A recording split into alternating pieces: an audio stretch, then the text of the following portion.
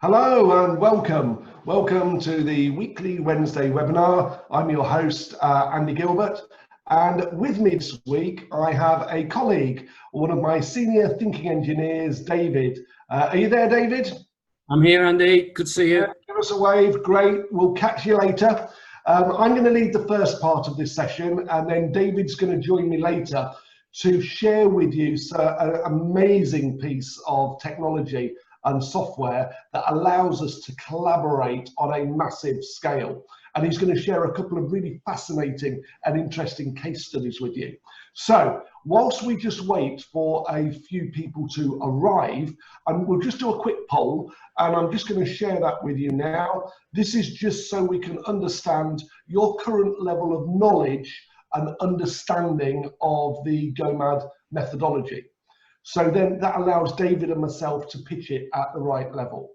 So what I normally do is I wait for about 80% of the people that are present on the webinar to complete that, and then that just gives us a good trend. So at the moment we're up to 42, 50, 71%. Let's just see what we've got. We've got 86% of people have voted. Great, let's end the poll. I'll share this with you. So the results today are great. Everybody on today's webinar has got at least some experience of the methodology. That is going to save us a lot of time. Fab. 67% have attended Go M.A.D webinar before. Thank you for coming back. Really appreciate your support, and I'm glad you're getting lots of benefit from it.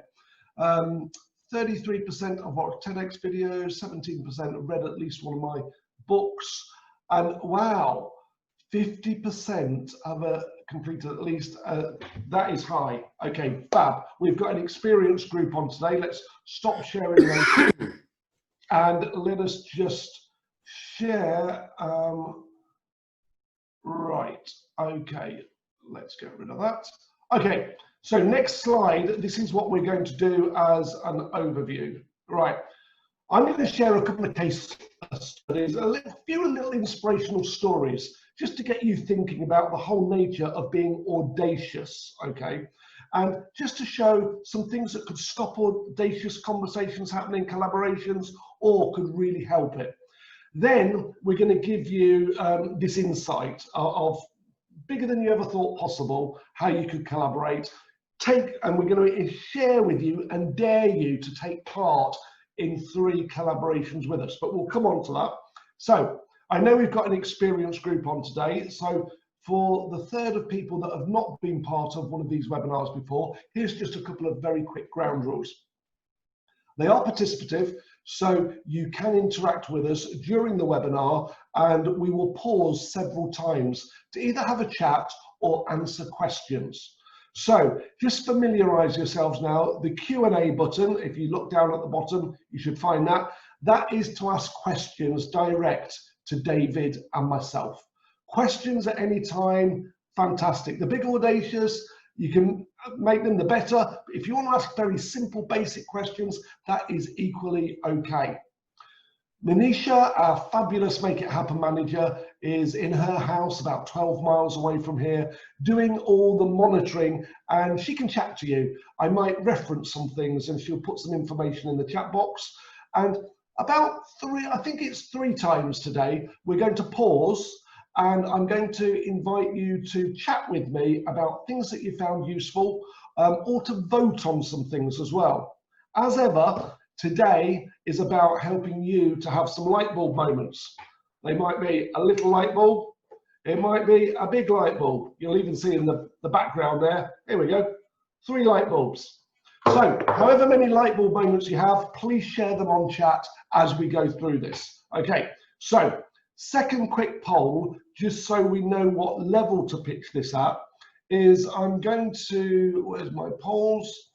I'm going to invite you to just share with me your current role. Okay, so how would you best describe yourself? And then that will allow David and myself to pitch this at certain levels. We already know we've got an experienced group on today, so just wait for 80% of the people to vote on that. Thank you, keep voting. We've got 42% of people have voted. I'm just going to wait for a few more. How would you describe your current role? An exec leader, a functional leader, team leader, project leader, consultant, small business, non-leader, but curious about. I'm looking, we've got pretty much as, it's quite neat. It's just changed. 60-something% have voted. Okay. One or two more coming in. Okay, let's just share the results. This is a very interesting split. We've got consultant small business leaders, quite a lot of people on here today. And then it's evenly split between exec, functional leads, team leaders, non-leader, but curious about it. Okay, that's fine. Okay, so let us get rid of the polls. Okay, so let's get into some content for you. What I'd like to do is start by just perhaps asking you a question, just to get you in the mindset of thinking bigger, better, bolder. If you were on last week's, that was the theme of last week's webinar, but this week we're looking at it in the context of collaborating at a bigger scale. So first question, okay, this isn't for chat, but after leaving school, are you more likely to become a bank manager or a crocodile hunter? Perhaps a bit of an interesting way to start a webinar. So let me start by sharing with you a story. When I left school at the age of 18, I actually went to work in a bank. And it was in a very sleepy market town in Leicestershire, in the middle of the UK, where I live. And it was fine, but there was only 17 people in this very small branch, and I was the most junior person there. After about 4 or 5, 6 months, I started getting really bored, right? So I asked a colleague, an older woman, that what shall I do to get on around here? And she said to me, Andy, all you need to just let them know at the top, right? And, you know, just tell them that you're ambitious. Great.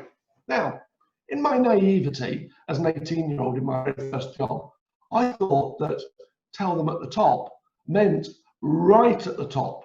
So I wrote a letter to the chairman of the bank, Lord, whoever it was at the time, okay? Probably about 50,000 employees in this major high street bank. And I wrote to the Lord, who was the chairman at the top. And I can't remember what I wrote because it was so many years ago, nearly 30 years ago. And I said, right, I just wanted to let you know I've been working in your bank for 4 or 5 months. I am ambitious. I do want to get on. And I thought I would let you know. Words to that effect. Okay. Anyway, didn't hear it, didn't get a response. But about 2 weeks later, I got called into the bank manager's room. And he was quite a scary old man in my perception as an 18-year-old at this time. He was in his mid-60s probably, bit of a Neanderthal, and he used to call me laddie, and he almost growled.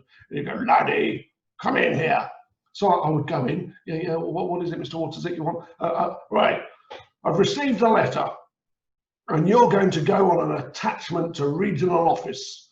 Oh, right, great, thank you. And I went off on a 2-week attachment, obviously thinking at the time, the person at the top had got my letter and had fast-tracked me. So that happened, and I got onto a bit of a fast track, and things were fine. But I've often wondered since then, what if I'd have been a 40-year-old and somebody said, oh, you need to tell them at the top? Maybe I wouldn't have thought, go to the person right at the top. Maybe I might have gone to my branch manager. Maybe I'd have gone to area manager. Might even have gone to a regional director.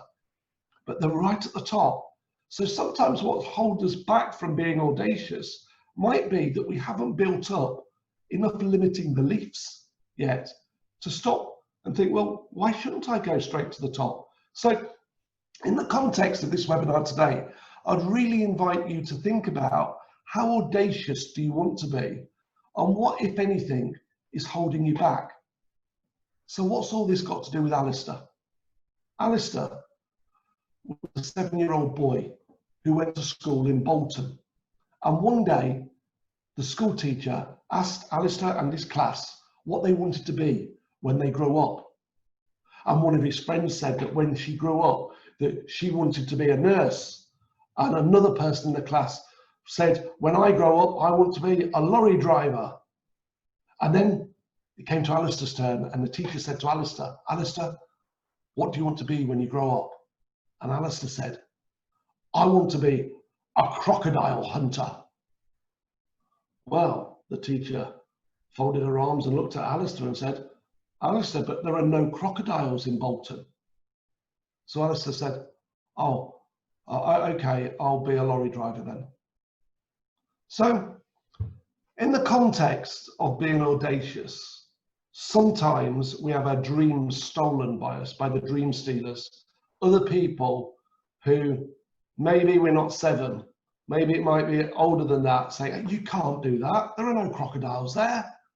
Well, why don't you become your own crocodile hunter and go in search of people, groups or organizations that you would like to have a collaboration with? Be audacious and think that way. So let's take a look at the Go M.A.D results framework here. I know you're familiar with this. And what we're really focusing on today is 2 of those key principles. We're talking about collaboration. So that's obviously about involving others. But we're also talking about audacity. This is about courage, confidence, boldness. So that obviously sits in the self-belief part. So we're really looking at, to what level do you have the self-belief to collaborate audaciously? Now, let's move on and have a look at the thinking effectiveness framework. So the thinking effectiveness framework, remember, is the 4 things that we do inside our head when we think. And as you can see from the little signpost there, we either do that in a helpful way to move ourselves forward, or sometimes one of those 4 elements might be hindering our progress. It might be the questions that we're asking. Perhaps we're not asking the right question to ourselves or to others, if we're collaborating there, about collaborating. Okay? It might be that we're making the wrong statement. We might be hindering our thoughts by, well, I can't ask them because, and that might link us to a belief, right? And that might be from the past where we're saying, actually, well, they've never helped me before. Who am I to think about even collaborating with somebody like that? Or it might just be that we're not really imagining the future and imagining, what if that person, or what if that group, or what if that organization did say yes? This is how I could imagine the collaboration going, so it's a win-win from their benefit and for my benefit. So that thinking and what goes on in our head will actually help or hinder the actions that we take to go make a difference and collaborate or not. So let's just summarize and look at 9 common reasons why people don't think bigger. Okay, what are those reasons? Just have a read down those for yourself there. It could be about the lack of reason why. It could be about hindering self-talk, doubting our own ability. It could be that we're using imagination, but instead of using it in a helpful way, we're imagining failure or we're imagining rejection there. I love the acronym FEAR, fear. False expectations appearing real. False expectations is just poor imagination. It's done in a hindering way. Okay, it could just be habits. Habits we've got about the way we think, about the way we act, about the way we collaborate. We always do it the same way. It might be your current environment, the culture that you're working with, right? People might be restricting you, so it might be time to break free of that and think for yourself, who is it that I want to collaborate with? I talked earlier about asking the wrong questions. Right question at the right time to the right person, including yourself. Massive key success principle there. Perhaps you haven't got clarity about what you want to collaborate about the purpose of that collaboration. We might not have clarity about who you want to collaborate with. Perhaps you haven't done enough possibility thinking. Any of these could be really good reasons. And of course, the assumption that the other party will say no. So a lot of reasons there, just why people don't think bigger. So time for a little exercise. I said it was going to be interactive. Have you heard of the 6 degrees of separation? Or sometimes it's referred to as the Kevin Bacon game. This is Kevin Bacon, the actor, where it's basically said Kevin Bacon can connect to any other actor by a movie that he's been in, that somebody else then appeared in another movie, who appeared in another, who appeared in another, who actually appeared with that famous actor. Now, I came across this first pre-internet, where I heard, you know, we were only connected, you know, there are only 6 connections between getting hold of somebody. So I put 3 people up here that you should recognize: David Beckham, Simon Cowell, and Bill Gates. So in the chat function, just say yes, if, and perhaps put their name down, if within 6 connections, you could get a connection with either one of those 3 people, okay? And if you go, yes, I know someone who knows someone who knows someone who knows someone that knows them, that could get me access to one of those, put down the name of that person. And then if you want to, by all means, put down the connection and who they know. And I'll just give it 30 seconds or so, and we'll see who can make a connection with somebody. Okay, let's have a look. So I'm just waiting for these to come in. Dean has put LinkedIn. Yeah, LinkedIn is obviously a bit more modern than kind of like when I was younger and first heard of this. You can connect various ways. Helen, hi Helen, all the way from Ghana, I do believe. Yes, Hamid can connect with Bill Gates. Tell us the story of that, Helen, if you can quickly. That's great. We'll wait for anybody else coming up on that. Debbie's saying has got a connection with David Beckham. Okay, can hear that.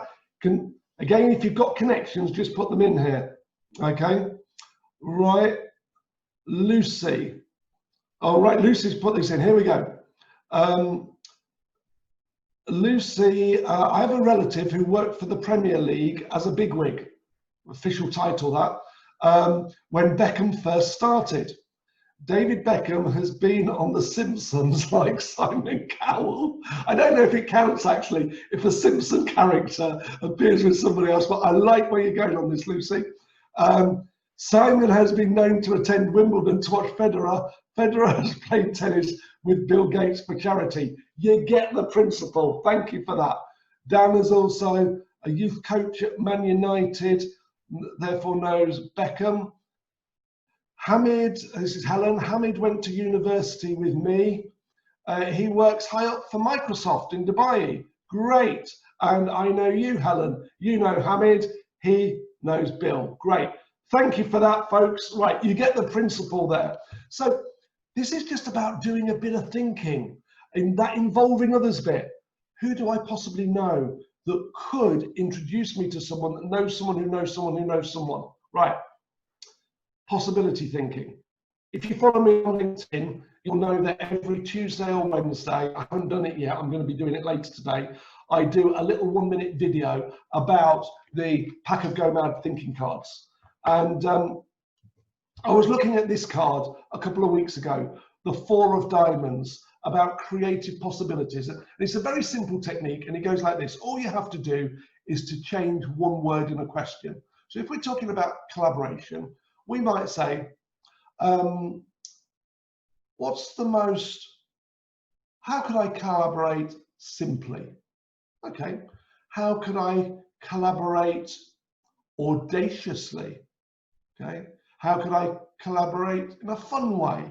So you can see, just by changing one word or a phrase within a question, we can ask ourselves a better question, a bigger question, or a bolder question to help us with our collaboration. So just think to yourself about how you might want to tweak those questions. Right. I'm now going to go back in time to 1999. I'd set up my business. It was the third year, end of the second year of trading. And I got the opportunity to work with a massive global insurance business. And this was the biggest collaboration I'd done at the time. And this was with Royal and Sun Alliance Insurance. And they invited me to use the Go M.A.D framework to train some people in a global campaign. And the campaign was called The Winning Team. And you can see in the background of this picture here, an old double pack of videos. I made a couple of videos and we branded them so the winning team could use these, right, to think about making a difference at the end of a global conference. And 350 people, 300 people went over to Hong Kong. I couldn't make it, so I trained 11 facilitators to use this. And these were to get what they called the go-to people to think about what happens next after this global conference. Anyway, it went down so well that they then invited me to work with them for a year on the second part of the campaign, which was called the Winning Team in Action. Okay, and the Winning Team in Action was getting people to use the Go M.A.D methodology as a problem-solving tool. And that went down so well that the third year of this global campaign was called the Winning Team Making a Difference. So the stage was set in Dubai. Is it the Burj Khalifa Hotel? I think it's called that. The one that looks like a sail, where the company had hired 2 floors of this and set one up as a trading exchange. Imagine like a stock exchange in the city. And what they got was the 350 most go-to people were there representing their businesses all around the world, 40 or so countries here, right? And they had done an exercise in the preceding 6 months to collect 1,000 gems. Now, a gem was an insight, a piece of knowledge that was valuable, right? That others in the business around the world could possibly use if only they knew about it. And what was going to happen was everybody would be there, 350 people. I had trained 200 coaches around the world to facilitate sessions as people looked in for 3 days and said, right, exchange that for that, find out something about that, discover the gems and bring them back home. That was the collaboration project, okay? However, it didn't happen because this was scheduled to happen 9 days after the tragic circumstances of the 9/11 happened when the Twin Towers were attacked. And so all transport was cancelled. This whole collaboration piece did not happen. But that was then. That was kind of like 19 years ago. How would that possibly be managed now? That's the key thing. That took the best part of, it was the culmination of 3 years, or 2 years, and it was going to be the final year to collaborate and get all this together.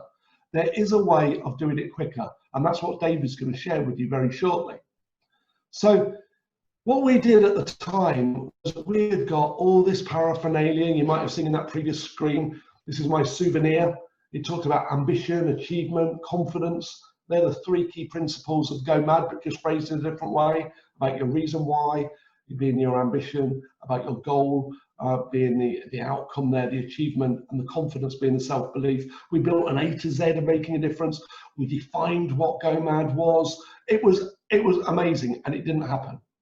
So what we want to share with you just shortly after 1 minute of chat is how we could make that happen today. So here are 9 things. Just open up your chat box and chat with me and say, which of those do you think you're taking away as perhaps a light bulb moment from this first session? Which of those are the most important? Okay, and I'll read a few of these out. Okay, and see if any trends appear here. Maybe you want to be a crocodile hunter and just go for it. Maybe you want to kind of like use your creative possibility thinking to find the diamonds that involve others, the 6 degrees of separation. Just think about what the most important ones are for you, okay? So let's have a look, see what people got. Dave is saying number 1 and number 4, being a crocodile hunter and ensuring all thinking effectiveness components. Steve is saying number 6. Emma is number 1. Crocodile hunter. Oh, crocodile hunters are very important there. Helen also wants to be a crocodile hunter, okay? Jim wants to involve other 6 degrees of separation. Go in search of 1,000 gems. Okay, all of them. Okay, great. Right, there's no themes coming through, but crocodile hunters seem to have been logged in the memory there. Dan's gone number 7. Check your reason why. Okay, so Sarah, number 3 and number 2. Okay, I'm going to stop there. Great. please could you write down any questions? Go to the Q&A box. Any questions that go through your mind that you would like me to answer later about anything that I've covered so far, about thinking bigger, better, and bolder in an audacious way, or anything that comes on. So while you're doing that, I'm going to introduce David to you. David's a key member of our team, an experienced thinking engineer.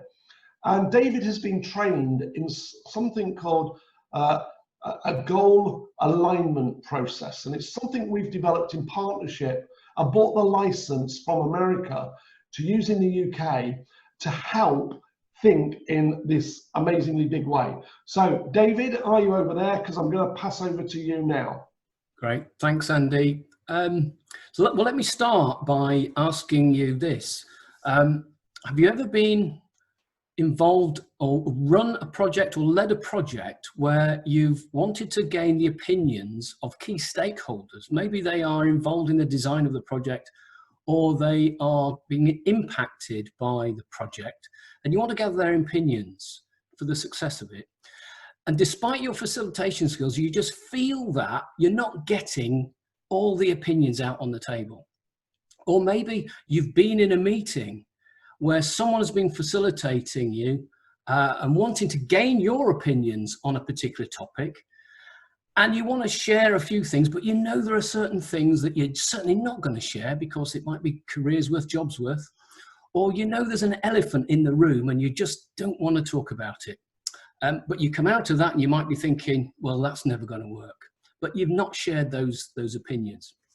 Well, what we came across was a process that enables you to gather the opinions of numerous people into a project or a strategic initiative and be able to generate outcomes really, really quickly that improve the success of your project, and it makes it cheaper as well because you're not relying on expensive consultants. So what I wanted to share with you this afternoon, I'll give you a little case study just to show you what comes out of this, and then I'll show you how that works and how the technology enables people to be involved in it. So let's just have a look at this case study as a quick introduction. We're going to call this, this is called a Buruli ulcer. A Buruli ulcer is a flesh-eating condition that operates and finds its way in West Africa, South America, etc. But because the transmission method is unknown, there are very few, in fact, there are hardly any charities set up, and therefore there's no funding available to any organisations that need to do research on this. So let me show you what, first of all, what a Buruli ulcer looks like. And warning, there's a bit of photography imagery here coming up. It starts with a bit of a node. Now this node can happen anywhere on the body. It just so happens this is on the arm. If this is untreated, it then moves to this next level. And you can see here that the flesh is being eaten away. If that is untreated, it goes to the next level, and you can see it's getting a bit gruesome. Now, imagine that that is on your head or it's on your chest. It just exposes it. It's awful. So despite there being no funding for this, there were a number of research groups across the world that have been self-funded by universities, etc. And this is, I'm talking about 6 years ago now for this. These 31 research groups are all operating independently, and therefore they've got their own approaches to how they go about doing things, etc. And of course, they're going to be pretty protective of the methods that they use to do this. But every 2 years, the World Health Organization brings all these research projects together and says, how are we doing? What progress are we making? And after 2 or 3 conferences of this, and all these research groups are explaining what they've been doing and all the effort they've been putting in, no progress has been made. They're not making any impact on the Buruli ulcer. So the World Health Organization said that we've got to do something about this. We can't just keep pumping money into this, or we can't keep doing this when there's going to be no impact. So what they decided to do, and this was the approach that they took, they decided to trial something called the goal alignment, or the goal alignment optimization process. And therefore they said, let's get these 31 groups of people together and have conversations to see if we can collaborate better and turn something into action, this inaction into action. So they got these scientists, researchers, etc. together. This is all virtual. And they were all asked various questions around the topics. The topic was about how to reduce the causes of Buruli ulcer over the next 12 months. So questions are sent out, opinions are gathered around all of this, and this is the result of what they got. So going to the next slide. On the left-hand side, you'll see all of the areas that these researchers agreed they need to get agreement on. They need to be aligned on their charter strategy, how they're going to get funding, money management, etc. They needed to get alignment on all of these. So after a period of time, you'll see the outputs here. They agreed a global strategy around all those areas. Not only that, they had success measures and metrics for all of those areas, plus they had a coordinated 12-month plan between all these 31 groups. And within the first 3 months, they uncovered some new cases and they got funding sorted because they set up a new charity. And that happened within the first 3 months. So question to you then is how long did it take them to create that global strategy, bearing in mind that for 6 years, nothing had been happening? Well, let me tell you, when we found that, we were a bit amazed. Less than 4 weeks. Less than 4 weeks it took for them to agree those things. We thought, crikey, that's an audacious collaboration. We need to know about this, because that's absolutely about getting alignment and buy-in to a specific goal, which sits partly at the heart of some of our methodology and our results framework. So let me tell you about how this then happens. So if we move on now, the credits should be given to these two gentlemen, these two professors. Unfortunately, they're no longer with us, but Professor Audacious and Professor Thomas Schelling did lots of work in the early days around organizational learning. So what people bring to the table, what happens when people have meetings, what they share, what they don't share, etc.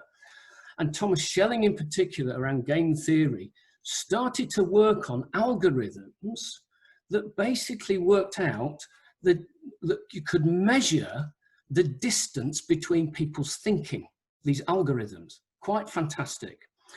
On the basis of that, an organization was set up that then developed the software that would enable this to happen. And that's what I'm going to talk through with you now. Let's show the next slide.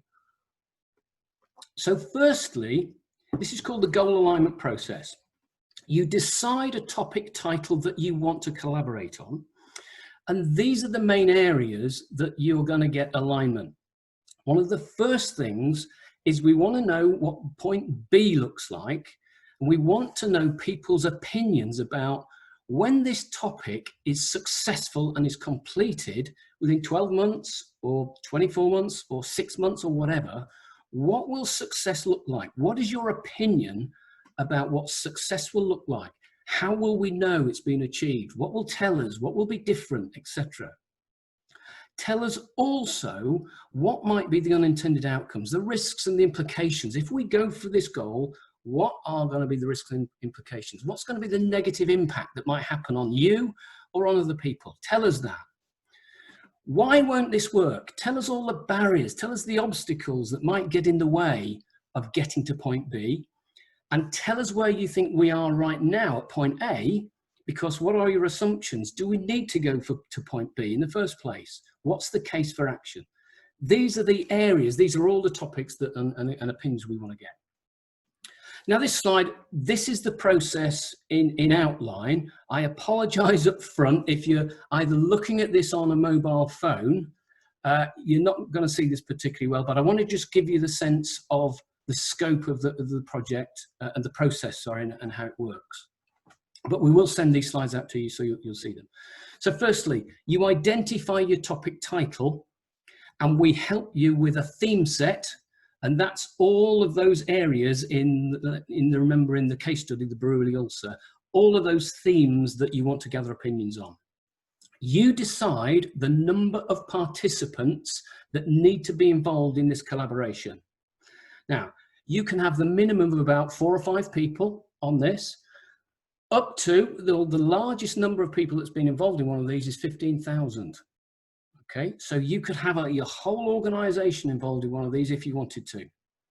You decide whose opinions you want to capture for your project or your initiative to be successful. We send out the questions to those people, and it's done all remotely. They do it online, so they might take an hour just to do it. They then send that back into us, press a button, and then we send back out to everybody's opinions. So you can now see who has commented and who's given opinion on what. And you might say, crikey, someone has identified the elephant in the room here. Actually, I agree with that, so I'm going to now tick that I agree. So you now get people either agreeing or disagreeing with the scope of the opinions that have been gathered. These can then go back out, they come back into us, and we can then send them back out to say, look, you agreed with this opinion, or you didn't agree. Please give us your reasoning why you did or didn't agree. So we can do that. That's not a problem. In the augmented intelligence part, though, it's called Joe, if you see on there.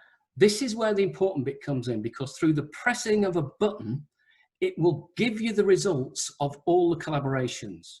It will tell you, for example, how close or how far do people align on the goals?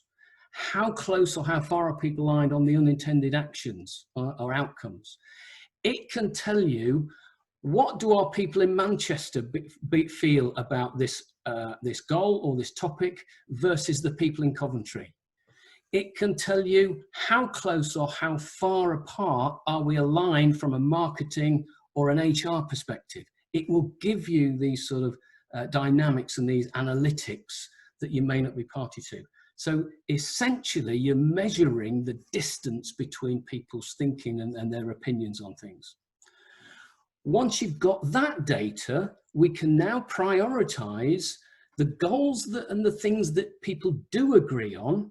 We can send them off in the background and they'll appear later, and I'll mention that. But what we go through then is a period of triaging and a non-alignment, because we can prioritize the conversations that need to happen in order to get to alignment. And the way in which that works is simply using some of the Go M.A.D methodology that says, okay, these are the issues that people agree are the issues. Let's now turn them into solution-focused questions or actions so that we can answer them. And therefore, they can spin off into the background and they come back later. All right? So that's the first stage in developing the situation. What happens as a result of all this, and you go through those goals, the unintended actions, the barriers, the assumptions, etc., prioritizing all of these and having those conversations to get alignment in the end. The output of this, you'll get a foundation document that explains exactly the reason why going for this goal is important, why this topic is important. It gives you the case for change. And if anybody then comes into the project or the organization at a later date, they simply have to pick this document up and it's there. They can connect with that. It defines the goals. It gives you all of the key areas that the group have agreed are the key things you need to go for. And not only that, it gives you the metrics that you've agreed upon in what we call a rich scorecard. So it goes beyond a current scorecard of 4 measures. It's a rich scorecard which has about 7 areas in it. It's an inside out, sorry, it's an outside in scorecard. Not only that, but through the software, it will generate a roadmap for you. So you'll come away from this with the key actions that need to be taken in order to get to your goal. And alongside that, you will have identified through the conversations who needs to take responsibility for which actions. So by the end of this, what we hand back over to you is a roadmap that you can then put into your PMO, or you've got a project manager or whatever that you can start operating, but satisfied in the belief that you've got everybody on board with it. You're not going to get railroaded afterwards. So that's what you sort of get as the output.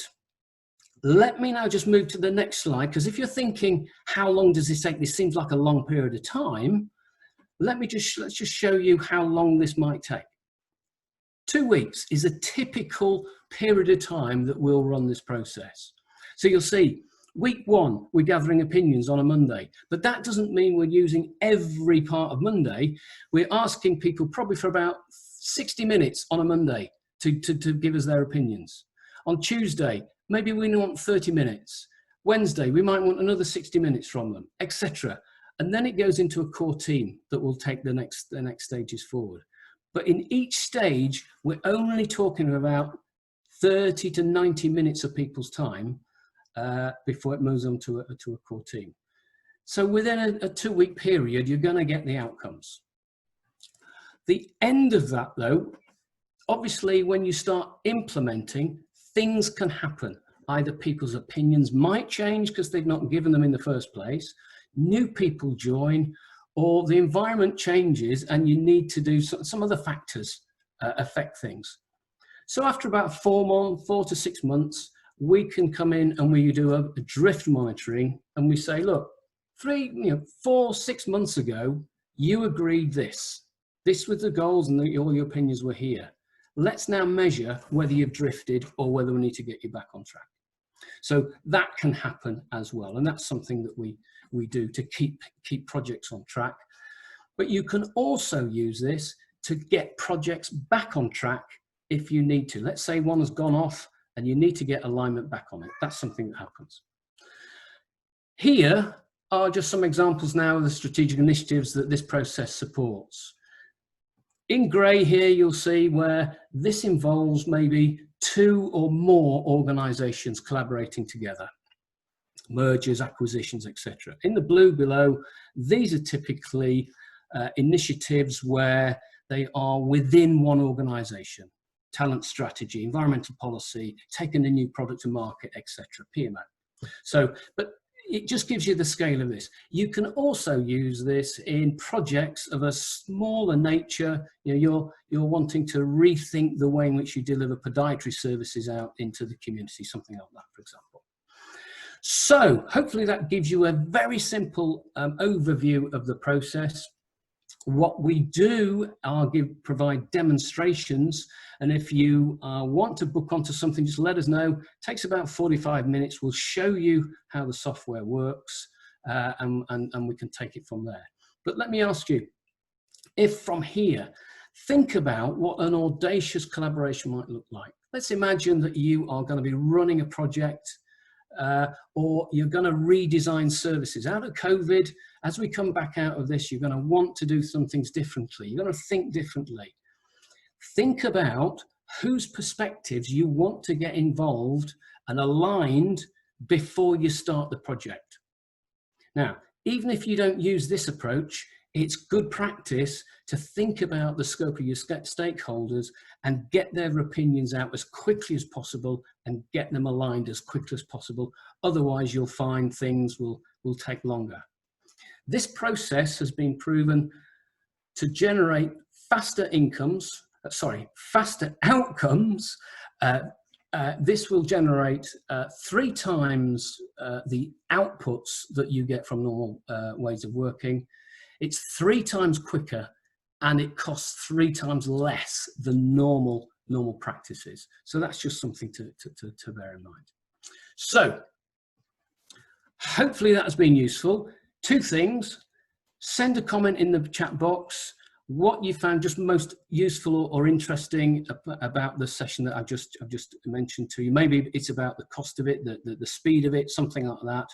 And also send us a question in there. I'm happy to answer anything in the Q&A section at the end of this. So I'll hand back to Andy now, because we'll do the other stuff before we do the Q&A. Okay, that's great, thanks. So yeah, just send us a chat. What was the most useful thing for you that David covered there? It's quite a detailed process, but remember the outputs that were got in that ulcer example. These people have been working for 6 years or so, got no progress in a matter of 4 weeks. So 2 to 4 weeks is the typical time that we take on that. So Sarah Jane, thank you for your question. We'll come on to that in a little bit. Anybody else got any questions, please put them down there and we will answer those at the end. Right, I would like to share with you 3 audacious challenges that we dare you to be part of. Okay, so just a bit of fun, but here we go. So our purpose as an organization, as a business here, is to improve your world through better thinking. That could be just you as an individual, could be your team, could be your organization, could be your community, your life, whatever, but it's about improving your world. And we have a medium and a relatively long-term vision. And the medium vision is to have 100 million people helped through light bulb moments. Now, we can't just do that by webinars. So what we're looking for here, in order to make the world a brighter place, is visionary partners. Are you, or do you know someone who could be a visionary partner and help, you know, at least 500,000 people, 1 million people, to open the doors to them, and we will willingly give our intellectual property free to help them. Okay, so if you're that person and you think, yes, I am that, we dare you to get in contact with us, or we dare you to connect us to somebody who you think could be a visionary partner. And then what we'll do as a thank you for that, we'll provide 3 years leadership coaching to every visionary partner that we work with. That's about us involving others and daring to think bigger. So if that's for you, that's dare number 1. Let's look at dare number 2, okay? Dare number 2 involves a piece of research that we're going to be doing in the autumn, where we're going to be involving 1,000, remember the 1,000 gems, 1,000 people collaborating to really uncover some key tips and principles so that we can build a maturity model for virtual meetings. A lot of the work we do in organizations is helping people have purposeful and productive meetings. And this was really the output of our key research that we did last year about improving productivity. Now, meetings have changed a lot, haven't they? Right? You know, the way that we're meeting now, virtual meetings. But what is the maturity model that says, actually, at the moment, we're at this level. Really, we need to be at that level. So we're going to use the goal alignment process that David has just taken you through. We're going to use Joe. I don't think he named him, but the augmented intelligence actually has a name called Joe. And there comes a point in the process where you press the magic button and Joe gives you the full report. So we're going to do that. If you want to be part of that, there's lots of benefits for getting involved in this. There will be a small charge for it, but it's nominal in comparison to just funding the research for us. And you will get some alignment assessments of yourself, your teams, your organization in that. If you're interested, just let us know. And thirdly, the third is a risk-free way of using the Go M.A.D methodology as a business improvement approach across your whole organization for free. For free, Andy, there's no such thing as a free lunch. You're right, there's not. There are terms and conditions. So here's the small print, the terms and conditions. If you want us to work with you for free in your organization, we will train a senior leader, that could be exec or just below exec, to the same standard as David, myself as a thinking engineer, and we will equip them with all the skills and resources they need to introduce this methodology into the organization, okay, and measure results. But the commitment is the leader must work for 6 months. It's a secondment. This is a massive change and leadership opportunity for somebody to work on secondment, reporting to the CEO on the measurable outputs, and also to us on a monthly basis. And we will provide them with unlimited help and support, but we will never ever go into the organization. And we're going to do this 3 times over the course of the next 12 months and see what the ripple effect is for one person introducing this methodology and see how far it spreads, right? And that's really about, you know, how much difference can one person make? So afterwards, the honesty part or the feel fair part, our policy is, if it makes a difference and it feels fair, you pay us something based on the measurable impact. If it makes no difference, we don't expect to be paid, okay? And that's it. So we can then cover the cost of ours. So if that appeals to you, please let us know. So, quick poll based on that, and then we're going to get into some questions. The quick poll is this. Let's launch the polling. You've just heard 3 challenges there. Audacious. This is us being audacious. So we're daring you. Dare you accept any of those challenges? Okay. So have a think. Do you want to be a visionary partner? Do you know somebody there? Okay. It might be you go, yes, I'd really be interested in that. But you might go, actually, you know what? You're only just introducing me into the whole concept about being audacious. I'm not that confident yet. Or I've got something else that I'm working on. So just think about, you know, kind of like what it is that you're interested in and dare. But just give us a bit of feedback, and it's okay to say no thanks. That's absolutely fine. Okay. And again, we'll give you the opportunity to kind of comment on that, and we'll get back in touch with you if any of those. Right, I'll end that polling. We've got 10 minutes left, and I do want to answer some questions. So let's just end that, get rid of that. Okay, Q&A, questions and answers. Okay, if you haven't taken the opportunity yet, please go to the Q&A button, right, and ask either myself or David the questions that you really want us to ask. So let's go to the first question. I'll read this out, and here we go. This is from Sarah Jane. What if you are a small business and the people you want to engage with you don't know? How would you recommend getting contact details, etc.? Okay, so if you're a small business, we're a small business, there's just 20 of us working here, and we want to engage people you don't know, how would I get contact details? The answer is involve others. My tip to you would be this: turn that problem into a question and answer it 20 times. How could I possibly get the contact details of person X or group X? Answer that 20 times, and I guarantee you in there, you will find your answer, okay? And then might be that you have to involve the 6 degrees of separation to do that. It could be through LinkedIn. There's loads of ways to doing it. What's quite interesting is if you want to get to the top person in a large global organization, that might be more difficult to do. So the key thing is aim for a direct report. Aim for one of the exec team that you can get hold of first, and that might be your way into the person at the top because they report to them. And if you present it in a true win-win collaboration style, that should do that. So I hope that that answers your question, Sarah Jane. Right, next one. This is for you, David. This is from Vicky. Does the amount of people taking part affect how long this collaboration can be completed in? So this is about timescales of the collaboration, and to what extent is that affected by how many people? Yeah, yes, it does. Typically, the process takes about a couple of weeks. But if you've got more than maybe 1,000 people, up to 15,000 people, it's going to take it is going to take longer, but probably no more than 4 to 6 weeks. We never want to run a project that's more than 6 weeks. The typical will be the longest will be about 4, but generally we're going to get them within 2 weeks under those time frames that I gave you, which is a few minutes or hours per day over that period of time.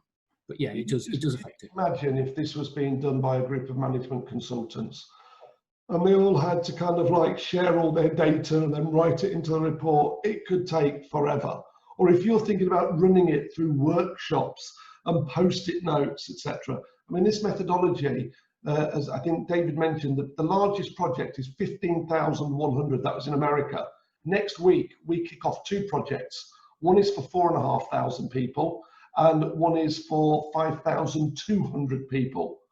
And one is within an organization, and one is engaging a whole community of interested participants in something. So yeah, and both of those are going to be done within about a 4, it might stretch to 5 weeks on that, 6 weeks as a max. Okay, hope that helps you, Vicky. Right.